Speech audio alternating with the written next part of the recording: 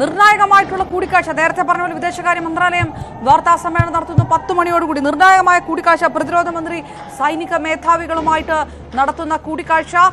ഇത് ഒരു പക്ഷേ ഇനി ഒരു ഡി എസ്കലേഷനിലേക്ക് കടക്കാൻ പോലും കഴിയാത്ത രീതിയിൽ പാകിസ്ഥാന്റെ പ്രകോപനം തുടരുമ്പോൾ അത്തരം ചില നീക്കങ്ങൾ കൂടി നടത്തുക എന്നുള്ളത് ഉദ്ദേശിക്കുന്നുണ്ടാകുമോ? അറബിക്കടലിൽ പോലും നാവികസേന കൂടുതൽ ജാഗ്രത കർക്കശമാക്കുന്നു എന്നുള്ള റിപ്പോർട്ടുകളൊക്കെ വരുന്ന സാഹചര്യത്തിൽ അങ്ങനെ ഒരു വിലയിരുത്തലുകൾ കൂടി ഇതിനകത്തുണ്ടാകുമോ? അപർണ, സ്വാഭാവികമായും ഇനി പാകിസ്ഥാന്റെ ഭാഗത്തു നിന്നുള്ള നീക്കങ്ങളെ വളരെ ജാഗ്രതയോടുകൂടിയാണ്, അല്ലെങ്കിൽ എങ്ങനെ ലോകരാജ്യങ്ങളടക്കം ഉറ്റുനോക്കുന്നത്. ലോകത്തെ പ്രധാനപ്പെട്ട രാജ്യങ്ങൾക്കടക്കം ഇതിൻ്റെ ഒരു യുദ്ധത്തിലേക്കൊന്നും കടന്നിട്ടില്ല. ഇപ്പോൾ യുദ്ധം തുടങ്ങിയെന്നേ പറയാനേ കഴിയില്ല.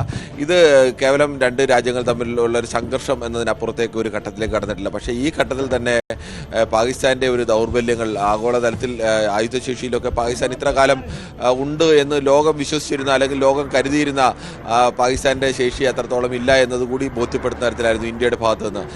പാകിസ്ഥാൻ ഒരിക്കലും പ്രതീക്ഷിച്ചിട്ടുണ്ടാവില്ല തുടക്കത്തിൽ ഇന്ത്യയുടെ ഭാഗത്തു നിന്ന് ഇങ്ങനെ ഈ തരത്തിലേക്ക് ഒരു തിരിച്ചടി ഉണ്ടാവുമെന്നുള്ളത്.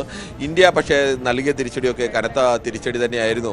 അവർ ഒരിക്കൽ പോലും ഇന്ത്യ അങ്ങോട്ട് കയറി ആക്രമിച്ചില്ല എന്നതും ഏറ്റവും പ്രധാനപ്പെട്ട പ്രത്യേകത. ലോകത്തിന് രാജ്യങ്ങൾക്ക് പാകിസ്ഥാനെ പിന്തുണയ്ക്കുന്ന രാജ്യങ്ങൾ ഇന്ത്യക്കെതിരായ നിലപാട് പലപ്പോഴും എടുത്തിട്ടുള്ള രാജ്യങ്ങൾക്കടക്കം ഇന്ത്യക്കെതിരെ നിലപാടെടുക്കാൻ കഴിയാതിരിക്കുന്ന ഒരു പ്രധാനപ്പെട്ട വിഷയം അതുതന്നെയാണ്. ഇന്ത്യ വളരെ കൃത്യമായിട്ടാണ് ഭീകരതയ്ക്കെതിരെയുള്ള പോരാട്ടം എന്ന നിലയ്ക്ക് ഭീകര സംഘടനകളുടെ ആസ്ഥാനങ്ങളും കേന്ദ്രങ്ങളും നോക്കി ഇന്ത്യ മിസൈൽ വർഷിക്കുന്നു. അതിനുശേഷവും ഇന്ത്യ നേരിട്ട് ഇന്ത്യയായി ആദ്യം ആക്രമണം തുടങ്ങുന്നില്ല. ആക്രമണം പാകിസ്ഥാൻ ഇങ്ങോട്ട് ആക്രമിക്കാൻ തുടങ്ങുമ്പോൾ ആ ആക്രമണത്തെ പ്രതിരോധിക്കുന്നതിനൊപ്പം ചിലപ്പോൾ ആ പ്രതിരോധത്തിനൊപ്പം ഒരു അടി കൂടി ഇന്ത്യ നൽകുന്നുണ്ട്. ആ തരത്തിലേക്കാണ് ഇന്ത്യയുടെ ഒരു രീതി. ഇന്ത്യയിലേക്ക് 10 അടി അടിക്കാൻ നോക്കിക്കഴിഞ്ഞാൽ ആ 10 അടിയേയും തിരിച്ചടിക്കുക, അതിനോടൊപ്പം തന്നെ മറ്റൊരു 10 അടി കൂടി കൊടുക്കുക. ആ മട്ടിലാണ് ഇന്ത്യ പ്രതിരോധിക്കുന്നത്.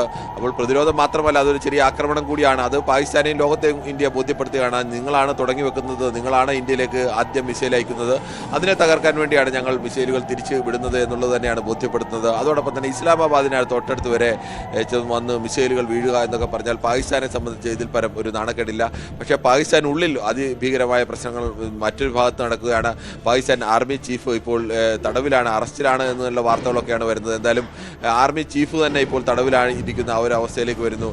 മുനീറിൻ്റെ പ്രവർത്തനങ്ങളാണ്, എടുത്തുചാട്ടമാണ്, അല്ലെങ്കിൽ അധികാരം പിടിക്കാൻ വേണ്ടിയുള്ള ശ്രമങ്ങളാണ് ഇപ്പോൾ പാകിസ്ഥാനെ ഇത്തരമൊരു അരക്ഷിതാവസ്ഥയിലേക്ക് കൊണ്ടെത്തിച്ചിരിക്കുന്നത് എന്നുള്ള വാദം ശക്തമാണ്. അതോടൊപ്പം തന്നെ പാകിസ്ഥാൻ സേനയെ ശക്തിപ്പെടുത്തി നിർത്താൻ വാചകം അടിക്കുന്നതിനപ്പുറത്തേക്ക്, അല്ലെങ്കിൽ ഇന്ത്യക്കെതിരെ വെല്ലുവിളി ഉയർത്തുന്നതിനപ്പുറത്തേക്ക് സേനയെ ശക്തിപ്പെടുത്താനോ ഇന്റലിജൻസ് സംവിധാനം ശക്തിപ്പെടുത്താനോ ISIയുമായി ഫലപ്രദമായ ഒരു കോർഡിനേഷൻ രൂപീകരിക്കാനോ ഒന്നും മുനീറിന് കഴിഞ്ഞില്ല എന്നുള്ള ആക്ഷേപമാണ് പാകിസ്ഥാൻ സേനയിൽ നിന്ന് ഉയരുന്നത്.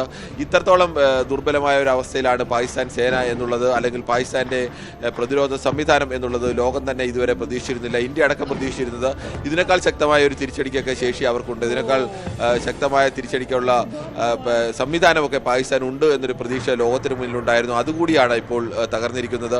മറ്റൊരു ഭാഗത്ത് സൈന്യത്തിന്റെ തലവനെ തന്നെ അറസ്റ്റ് ചെയ്യുന്ന, അല്ലെങ്കിൽ തടവിലാക്കപ്പെടുന്ന അവസ്ഥ, മറുഭാഗത്ത് പാകിസ്ഥാന്റെ ഒരു ഭാഗം നഷ്ടപ്പെട്ടു പോകുമോ എന്നുള്ള അവസ്ഥയുണ്ട്. പണ്ട് ഇന്ത്യ 1971 യുദ്ധത്തിൽ ബംഗ്ലാദേശിനെ ഇന്ത്യ വിമോചിപ്പിച്ചെങ്കിൽ ഇന്നിപ്പോൾ ഇന്ത്യയുമായി പാകിസ്ഥാൻ യുദ്ധത്തിലേക്കോ മറ്റോ നീങ്ങിക്കഴിഞ്ഞാൽ ആ സമയം കൊണ്ട് പാകിസ്ഥാന്റെ മറ്റൊരു ഭാഗം, അന്ന് പോയത് കിഴക്കൻ ഭാഗമാണെങ്കിൽ ഇനിയിപ്പോൾ പോകാൻ പോകുന്നത് പടിഞ്ഞാറൻ ഭാഗമാണ്. ബലൂചിസ്ഥാൻ മറ്റൊരു രാജ്യമായി തന്നെ മാറാനുള്ള സാധ്യത തള്ളിക്കളയാൻ കഴിയില്ല. കൊറ്റ പിടിച്ചെടുത്തു എന്നാണ് ബലൂജ് ലിബറേഷൻ ആർമി BLA അവകാശപ്പെടുന്നത്. BLA യഥാർത്ഥത്തിൽ അവിടെ സമാന്തരമായ ഒരു ഭരണകൂടം പോലെ തന്നെ പ്രവർത്തിക്കുകയാണ്. അവരിപ്പോൾ അവകാശപ്പെടുന്നത് പാകിസ്ഥാൻ സൈന്യത്തെ പൂർണ്ണമായും അവിടെ നിന്നും തുരത്തിയെന്നും അധികാരം പിടിച്ചെടുത്തതെന്നും. അത്തരം കടുത്ത ആഭ്യന്തര സംഘർഷത്തിൽ കൂടിയാണ് പാകിസ്ഥാൻ നിൽക്കുന്നത്. അതുകൊണ്ട് തന്നെ പാകിസ്ഥാന്റെ തുടർന്നുള്ള തീരുമാനങ്ങൾ ഇനി അത്തരം